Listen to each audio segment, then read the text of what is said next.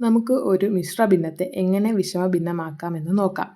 മിശ്ര ഭിന്നമായ 3/2/7 വിഷമ ഭിന്നസംഖ്യാ രൂപമാക്കാൻ വേണ്ടിയിട്ട് നമ്മൾ പൂർണ്ണസംഖ്യയായ 3 ഛേദമായ 7 കൊണ്ട് ഗുണിക്കും. ഗുണിച്ചിട്ട് 2/7 കൊണ്ട് കൂട്ടും. അതിൽ 21 + 2/7 ചെയ്യുമ്പോൾ 23/7. അതൊരു വിഷമ ഭിന്നസംഖ്യയാണ്. അത് നമുക്ക് കിട്ടിക്കഴിഞ്ഞു.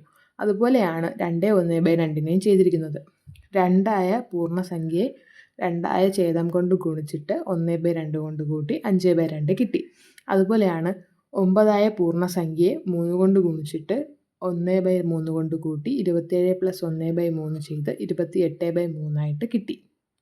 ഇതിലൂടെ നമുക്ക് ഒരു മിശ്ര ഭിന്നത്തെ എങ്ങനെ വിഷമഭിന്നമാക്കി മാറ്റാം എന്നുള്ളത് മനസ്സിലാക്കാൻ കഴിയും. അടുത്തിനി നമുക്ക് ഒരു വിഷമഭിന്ന സംഖ്യാ രൂപത്തിനെ എങ്ങനെ മിശ്രഭിന്ന സംഖ്യാ രൂപമാക്കി മാറ്റാമെന്ന് നോക്കാം.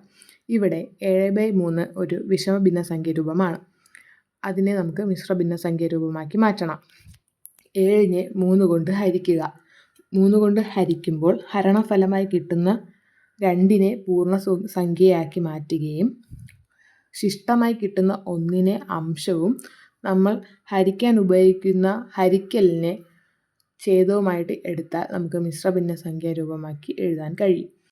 അടുത്ത് 203/4.